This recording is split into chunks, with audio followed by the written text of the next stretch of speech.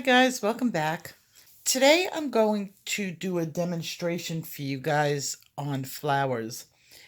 So I had a question brought to me by a subscriber, and well, the story behind this is she sent me a picture, and it was like this really beautiful picture, perfectly executed as far as her blending goes and their choices of colors. It was really lovely. In fact, I kept a picture of it just so that I can look back on it, and it was of like this basket with like bird's nest in it, and it was just really nice.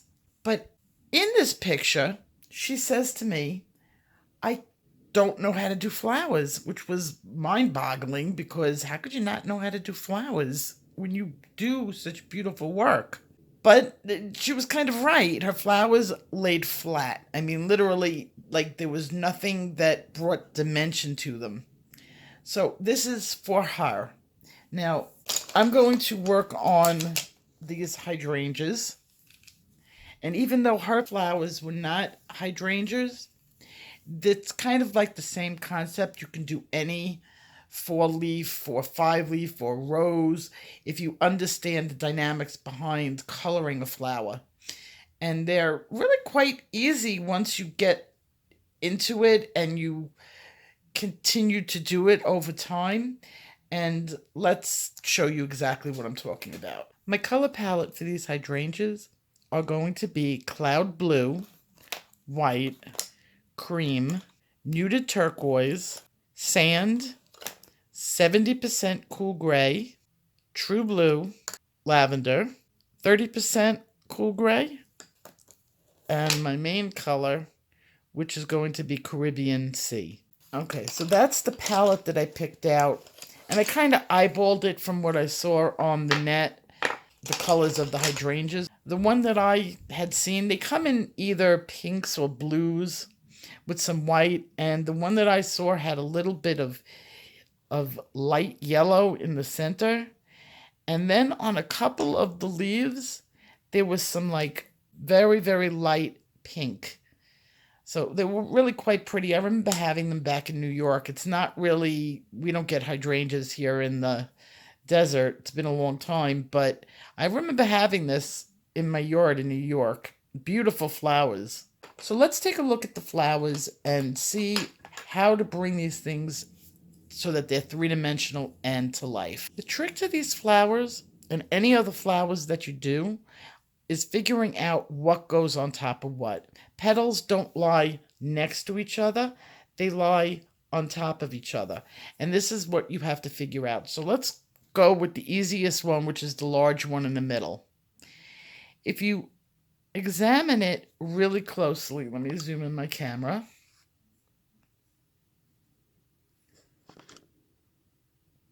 Okay, this will be easier for you to see.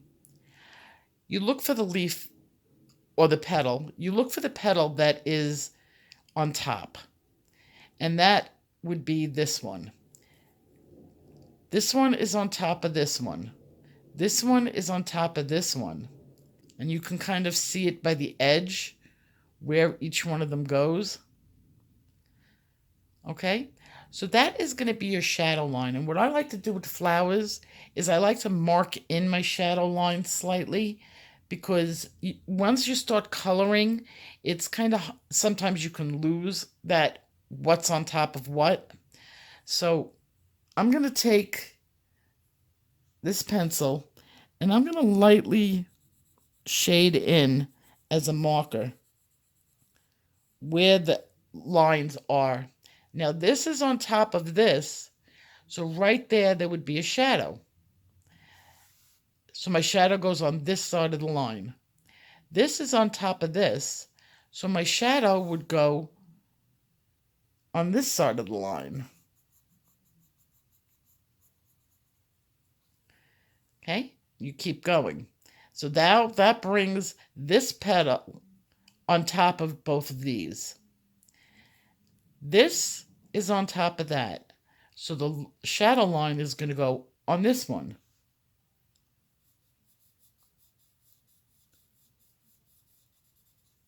Okay? Now, if you look closely, let's see, maybe I was wrong about these. The way it's drawn, they're kind of like the same. I'm going to go with, I was going to go with this one being on top of this, but I think it's the opposite. And I think, because if you look at this is clearly on top of that one. So this is going to go on top of this, which brings this one as the furthest back. And I'm going to put the shadow line on that side.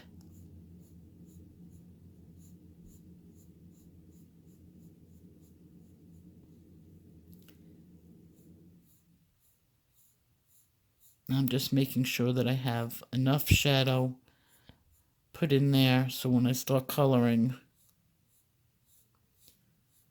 I don't lose my dimension. I'm going to take my lightest blue. In the picture that I saw, the center is yellow. So it's going to be hard to even judge this. So I'm going to look to the outer edge of the petal. And I'm going to just mark in with the lightest blue. And this just gives me a reference point for where I'm coloring. Now I'm going to kind of go in with, this would be a little bit darker. So I'm going to lighten this side. So now the light is kind of coming in and putting the shadow cast onto this, which is putting the shadow cast onto this. This, out of all these leaves, is going to be the darkest one, although that only happens in drawings, not in real life, because it's really not enough space for this tiny little flower to be casting drastic color changes. And as I said, this is just keeping it open and me to use as a reference. This color is going to be the darkest, but it's really open in this area, so I'm going to put it in over here. You kind of have to use your judgment and figure out what is happening. Now notice I didn't do the tips. Okay? I left that open except for on this one, and I'm going to end up darkening it. With my mid-range blue, which I chose to be the Caribbean Sea, with my mid-range blue, I'm going to just color up the rest of the leaf. I'm not worried about blending. I'm just concerned about marking it for later.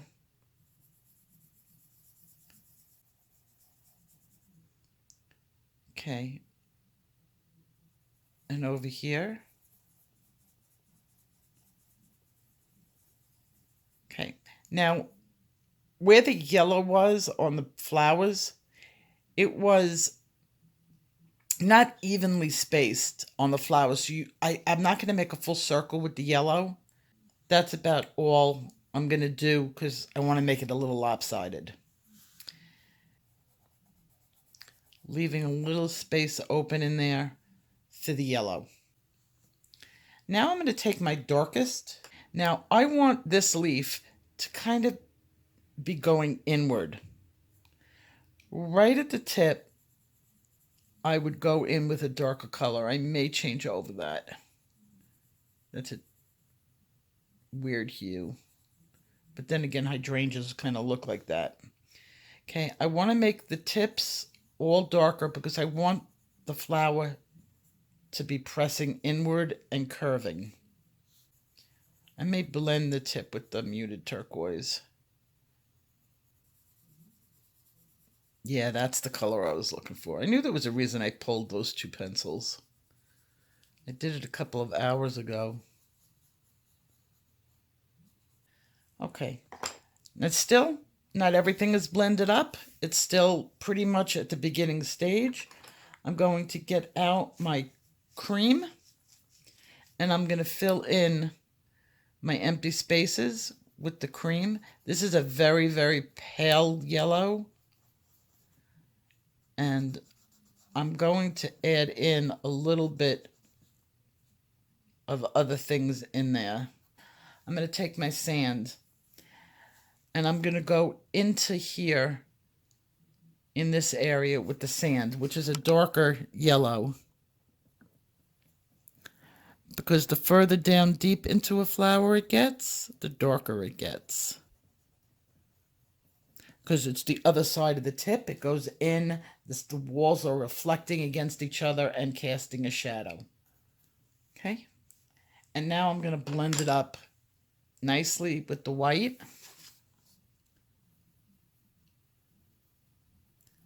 Get everything creamy.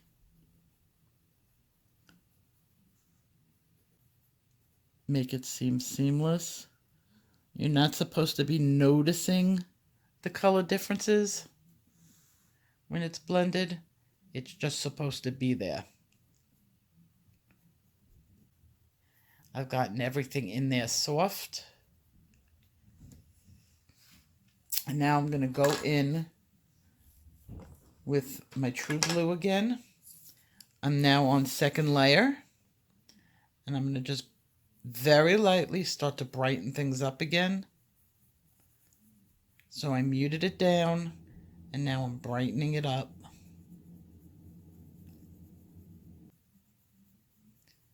My hand is going very lightly. Once you get that first layer blended, it doesn't take much to get your colors to come back. Now I'm going to brighten up my yellow a bit.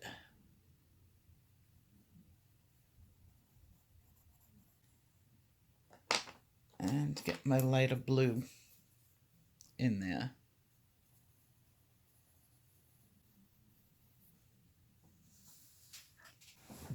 I'm not directly on top of it with the camera, and you can kind of see it spaced. Now, notice how that's really coming out at you. Now I'm going to go in, and I need to do more flowers going around it. So I'm going to do the same exact thing. I'm going to work it out, and I will see you at the end. Okay, I've got the color on it, but it's not yet done. Now this is going to be specific to hydrangeas. You kind of have to look at the bouquet itself. And basically each one is a gigantic bouquet because they grow in like clusters that look like bouquets. So I'm going to treat this entire mass of flowers like it's a sphere. And I've gotten my 70% cool gray, and I'm going to use a very light hand because I don't want to destroy the details, but I need to be able to shade this so that it looks like it's round. And that's why I didn't want to overwork it